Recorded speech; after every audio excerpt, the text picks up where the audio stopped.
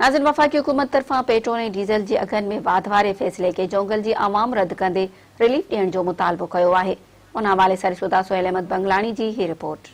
बिल्कुल 9 साल 2021 ईंदे ही वफ़ाक़ हुकूमत पारां डीज़ल ऐं पेट्रोल जे अघ में वाधि करे अवाम खे हिकु नओं तोहफ़ो ॾिनो आहे। उन हवाले सां हितां जी अवाम ॻाल्हियूं कुझु हिन रीति वंडियूं आहिनि। मुल्क को चढ़ी वही आहे, 3 रुपया अञा इमरान खान वधाए बीठो आहे। इहो ग़रीबनि जो ख़्यालु न अथसि त पेट्रोल जी महांगाई मां घटि कयां न पेट्रोल सस्तो कयां। असांजा फसल बि न थिया। हेल 20 गाॾियुनि जी जाइ ते कुल 3 गाॾियूं आहिनि। 3 गाॾियुनि में असां व्याज ॾियूं, कर्ज़ ॾियूं, छा कयूं? इमरान खान असां सां घणी कई आहे। बसि 21 थियो आहे, महांगाई जो दौर थियो आहे। असांजो तेल लहंदो अञा 3 रुपया तेल चढ़ी वियो आहे। वज़ीर आज़म खे असांजो अर्ज़ु थिए थो तेल लथो वञे। खंड चढ़ी वियो आहे। महांगाई दौर माण्हू शहर लाइ तयारु न आहिनि हलण लाइ।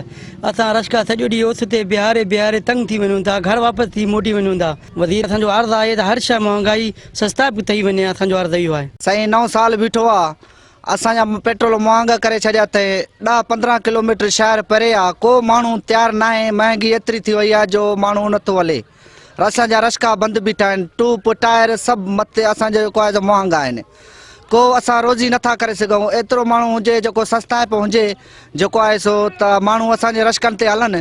15-20 किलोमीटर शहर असां खां परे आहे जेको आहे सो माण्हू नथा चढ़नि। चवनि था महांगी आहे। असांजा 9 साल बीठो आहे जेको आहे सो असांखे वज़ीर तोहफ़ो ॾिनो आहे त बाबा अञा 3 रुपया मथे चढ़ी वियो आहे पेट्रोल। अञा 3 रुपया चढ़ी वियो आहे। साल नओं थियो आहे। असांखे ख़ुशहाली थींदी पर ख़ुशहाली न थी। को माण्हू चढ़ण जे लाइ तयारु न आहे।